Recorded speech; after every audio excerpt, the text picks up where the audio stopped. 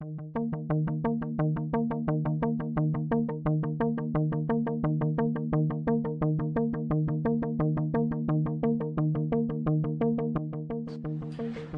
you for joining me. This is W.C. Harris, host of Inspire One. Today I have with me a very special guest and friend, Mr. Vincent Robinson. This young man is a family man. He's an actor. He's a mountain climber. He's an author. He's some more things too, but I can't say it on the screen, on the camera. But he's a great guy, has a great story, just finished his first book, and we're going to be sharing not only the book, but a lot about his life. Welcome to the broadcast, Vincent. Thank you for having me. W.C. Harris. Good to see you again, man. The last time we were together, we was at Studio, 25? Yes. And we did an interview together. Yes. That was fun. It was really fun. A lot of fun. Yes, sir. Yeah. Yes. Well, it's good to have you here. Tell us a little about what's been going on with you since the last time we were together. Oh, man, I've been doing a lot. I've been doing a lot of traveling. Of course, I play sports. I've been doing tennis, a little basketball since you've seen me. And like you said, I've climbed a mountain. Yeah. Talk about how the whole mindset came in. Why is it that you chose Stone Mountain and not just a molehill? Well, actually, it wasn't my idea. Okay. The guy that did the book cover to my book, How the Streets Changed Me and Almost Took My Life, he came up with this idea that I should try to climb that mountain. And I remember being in a restaurant with him and we was talking and he asked me, have you ever climbed Stone Mountain before? And I was like, no. And he said, what do you think about climbing Stone Mountain? And I began to let him know that I can't climb Stone Mountain in my chair. I'll probably roll. But he was like, no, I think you should climb it on your hands and without your chair.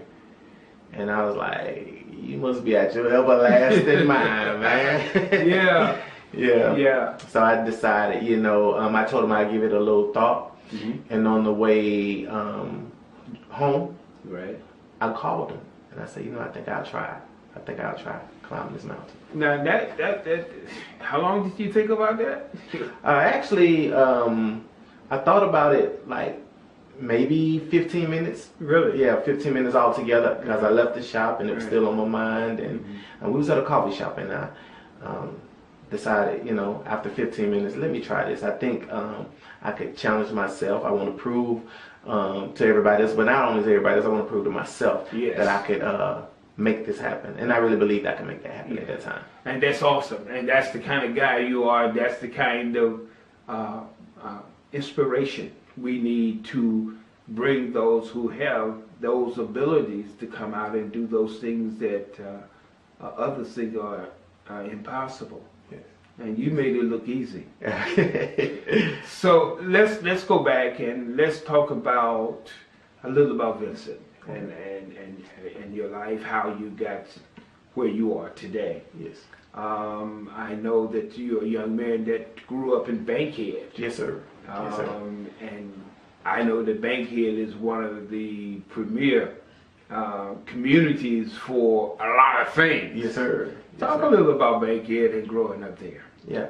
Well, Bankhead at that time was really notorious for drug dealers and gang violence and fighting and whatever. When I was young, when I was 3-4 years old, I could remember coming outside my home or coming outside my apartment and witnessing fighting and people being shot and stabbed, and that's the first thing I saw when I came out of my apartment at a very young age. And well, ultimately I got very used to that, and I was immune to it basically, and I just it didn't scare me. It didn't frighten me. I could be outside playing with my friend and a couple of my friends, and someone will come up to me and be like, "Hey man, JJ just got shot," and I'd be like, "Oh wow, for real?"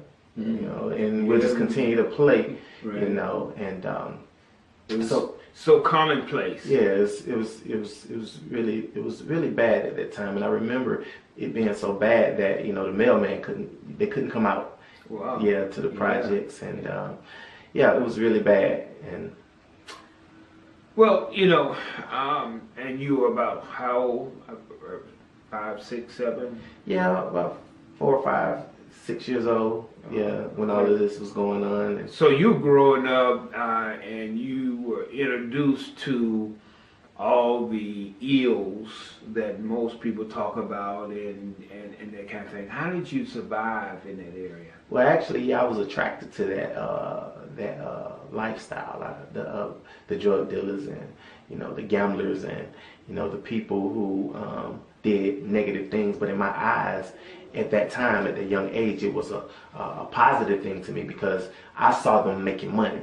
Right. This is what I saw. Right. And, you know, the local drug dealers or the gamblers or the hustlers, whoever was out there, would give me a couple of dollars here and there to do different things like to do tricks with my bicycle. Okay. Or, you know, at the time, I give you 50 cents or $1 if you hit this guy right here. Right. You know, and to me, 50 cents or $1 was a lot of money Yeah, back then when I was, right. you know, 4 and 5 years old.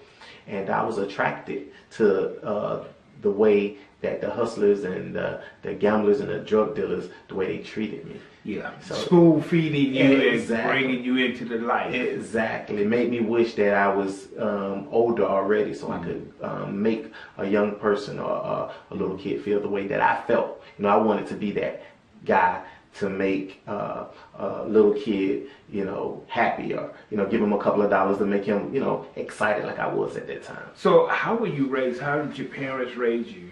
Oh man, my mother, well, you know, I had a stepfather in the home. Okay.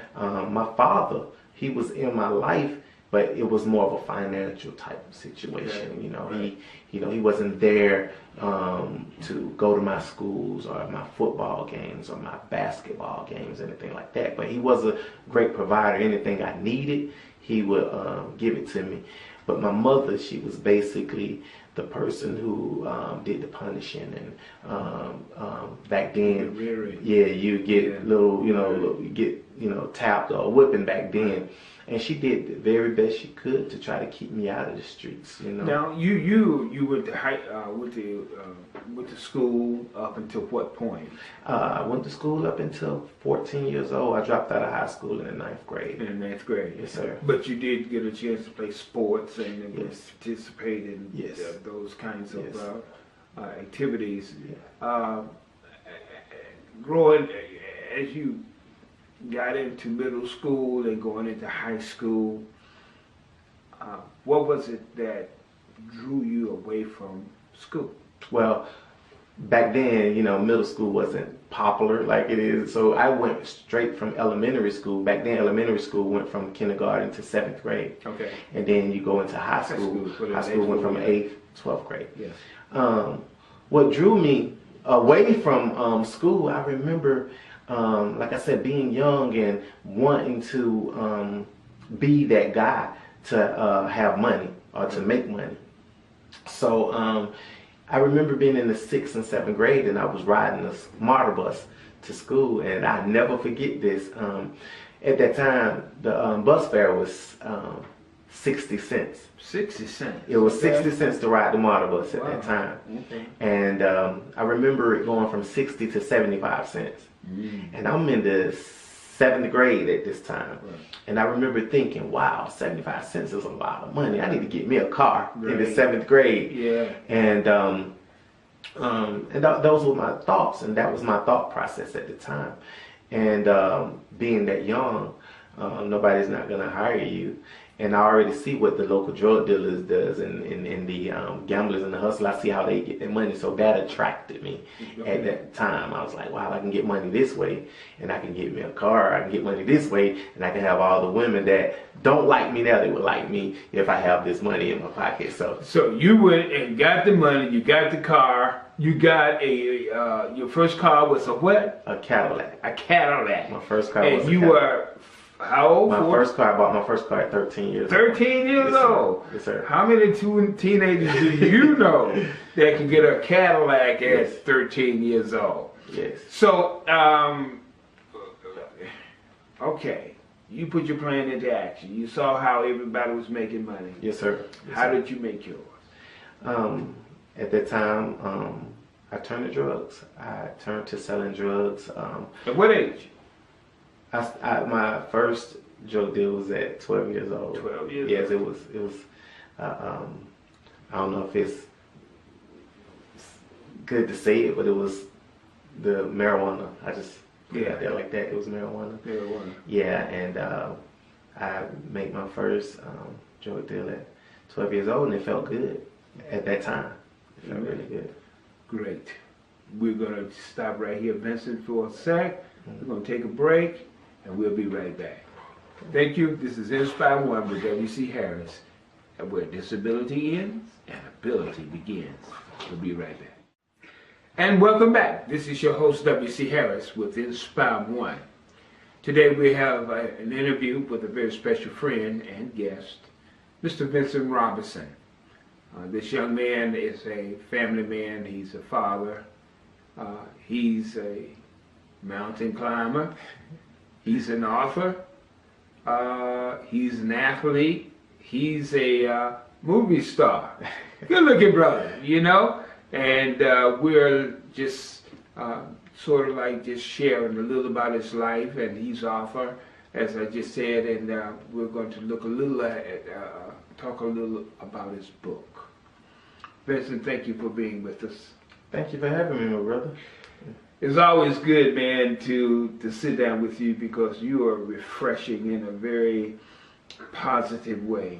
You are a man of inspiration and challenge, a creator of many things. I want to talk a little about your book, and the name of the book is How the Streets Changed Me and Almost Took My Life.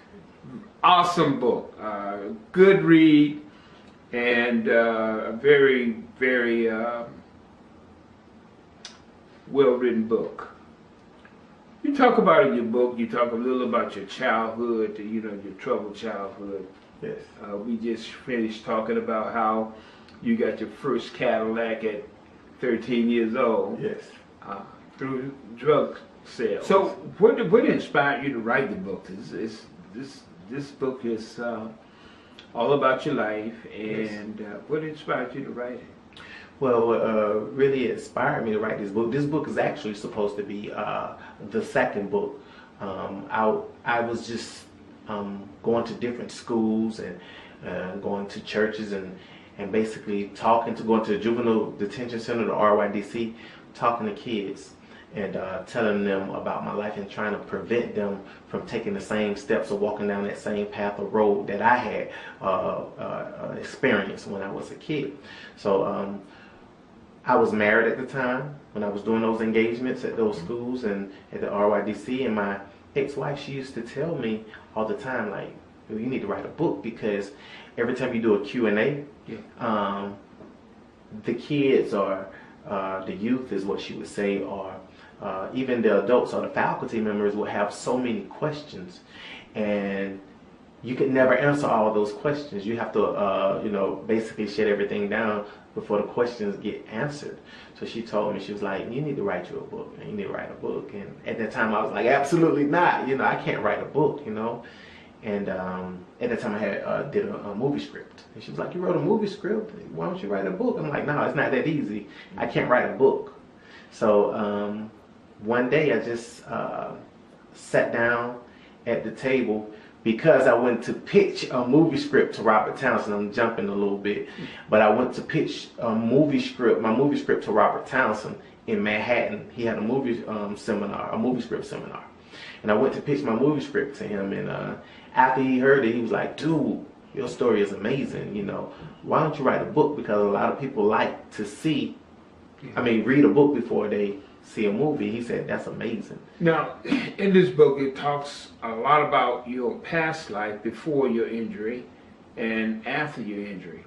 Let's backtrack just a little bit And let's talk about what led up to you being in a wheelchair. Okay. Um, well, I was into a lot of different things at a very young age, and not only selling drugs, but not only cars, but I loved women, and I was so into women till it just basically had me blinded, and I was, to make a long story short, I was at a nightclub, and this one girl asked me to take her home, and I agreed. I thought I would take her home, and she was with some friends and her sister at the club. But she got in the car with me. We rode to her house, and after driving to her house, we got there. I don't know how it happened, but her friends and her sister who was with her was already at the house. They beat us to her house, and her and I walked on through the living room, walked to her room, and after walking to her room, we sat down and I went to talking to her. You know, she was liking me, she was digging me, I was digging her as well. And I said, I was basically joking with her, and I told her, I was like, you know, you probably got a boyfriend that's gonna come over here in any minute now. She's like, I ain't got no boyfriend. And we went back and forth with that, and after so long, I heard a knock at the door. And I heard a knock at the door. About 30 seconds later, her bedroom door opened. And it was this guy that I knew him, I grew up with him, and he came into the bedroom and didn't say a word. I looked at him, I knew who he was, and by me knowing who he was, I knew I could approach him. I got up and walked over to him and I hugged him, like a bear hug type, but softly, gentle. And I said to him, I was like, hey man, your girl ain't right. You know, your girl ain't right, man, you need to straighten her. And after that conversation, I walked him to the door, still holding him, walked him to the front door. I said, man, you need to check your girl, man. And I got in my car and left. Well, a few months later, because I had already said to myself that I would never deal with this young lady again. Right. And you know how temptation is. Yes. You know, so some months later, I saw her in Bankhead, the same young lady. And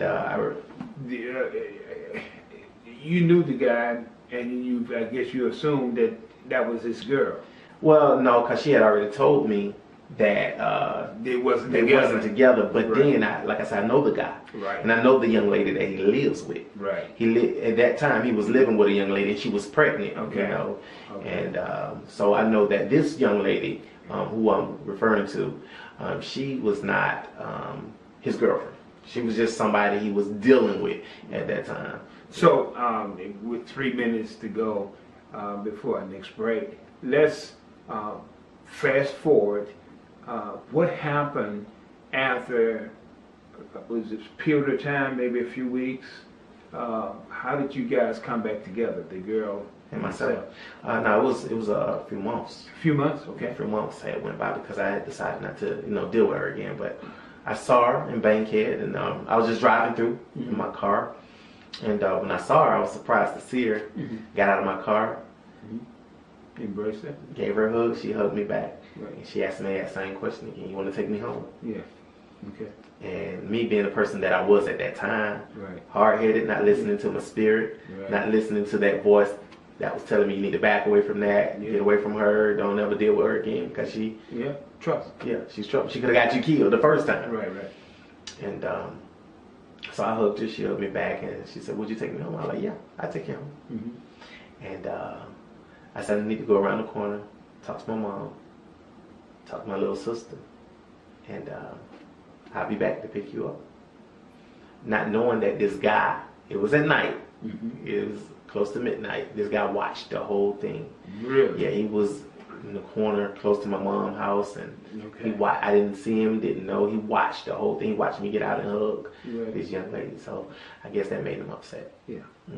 So the next time you saw him, what went down? Was that same night?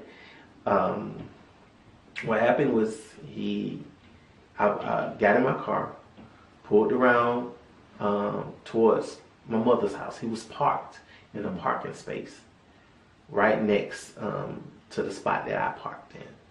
Hold it right there. This is the good part. but we're going to break for a commercial, and we'll be right back. This is W.C. Harris with Inspire One. We'll see you right back. And welcome back. This is your host, W.C. Harris with Inspire One. With me is my very special friend and guest. I like to call him the Reverend Vincent Robinson. He's preaching the gospel. He's preaching the gospel of good news. And his good news is that you can be free from the streets. And his book, How the Streets Changed Me and Almost Took My Life, it's an excellent read. We are sharing a little about his life. We can't cover it all because it is so much. You will have to get this book. I've read it, and I think that this book should be in every home where there's a young person and a propensity of this young person to get on the wrong path. This book will definitely be an eye-opener and an earth shaker for their lives. Vincent, thank you for being with us. And we were just discussing how you met this young lady, and her boyfriend saw you as you met her on the street one night, and he had something on his mind. Yes. Tell us the story about what happened after that. Well, you know, again, I mean, there's a lot to this story. I'm just trying to break it down as much as I can because it was, to be honest with you, it had more to do with a variety of women versus just that one person. But I was just trying to elaborate on that night, that one particular night. And that particular night led up to your getting shot. Yes. So the last thing that happened after I hugged the young lady, and I told her I'll be back to take her home, I drove around the corner. I normally do a circle around the apartments to see what's going on and what I could see. Eventually, I ended up in the parking lot right next to my mother's apartment. And as I pulled up in the parking lot, the guy who she was, seeing, or I don't know what it was, dating or going, I don't know. I think she was trying to make him jealous, you know. But he was parked next to me, him and some other guys in the car together. So, you know, didn't think anything about it. Didn't think that he saw what had happened because we was a block up the street, you know. And didn't think he witnessed anything at all. So it just didn't dawn on me. So I got out of my car and I spoke to everybody in the car, like, you know, said peace, you know. And didn't think anything about it. And as I got out of my car and I shut my door, I walked towards my mother's apartment. Now, she was not in the car with you at that time. You had already taken her home, dropped off. No. I left her right there where I hugged her at. Oh, you know, you didn't? I grabbed her and embraced. I told her I'll be right back. Right. Yeah, I said I'll be right back. I hadn't, you know. You hadn't gotten back to her. Exactly. You went home. Yes. And she was waiting for me. She was waiting on to come back to take her home. And he followed you home. Well, actually, he was sitting in the car. Okay. He was sitting in the car next to me. Right. And how he got, I pulled up beside his car. Right. In my usual parking spot. Okay. And he just so happened he was parked in this parking spot next to that spot I normally park at. Okay. And so as I got out of the car, I walked towards my mother's door. And all of a sudden, I heard a noise. Boom. And when I looked back, I realized it was door slam. Right. A car door slam. Right. And when I looked back and turned and looked, this guy was standing right in front of me, staring at me. But you gotta keep in mind, him and I never had words. No altercation? No altercation. We never talked about anything in the past. We never argued anything, ever. Right. But he was looking at me in my eyes, and I was staring at him, and I was like, what's going on? And as I was staring at him, a lot of things was going through my mind. A whole lot of things that was going through my mind. I want to tell you what's going to happen, or what happened next, but they're going to have to read the book. They're gonna have to read that book. Yeah, they're going to have to read that book. Yeah, because it was, it was just a lot, and basically the book is so transparent. You could, feel every word. You can see the motives and everything. Right. Yeah. And it basically give you everything in detail. Right. I mean, way more than I could explain it to you right. in the amount of time that we have. Wow, man. So yeah, they was hanging. Yes, they got to get the book. It's going to tell you. Yeah. Amen. And it is a great book. The book covers in detail. Not only that, did you get a chance to put Stone Mountain in there? No, because that's going to be the second book. That's going to be in the second book. Right. Yeah, this book tells you everything that happened before the Stone Mountain climb and all the things that I did after. Okay. And this book, How the Streets Changed Me and Almost Took My Life, is a great book by Vincent Robinson. Vincent has done a lot of inspirational feats to show those of us who are differently able where disability ends and ability begins. And we are so excited to have him with us today and to share his story, leaving us hanging like that, I don't want to, but hey, you gotta read it, man. It's meant to be inspirational and a motivational tool for not only the youth and young adults, but for adults as well.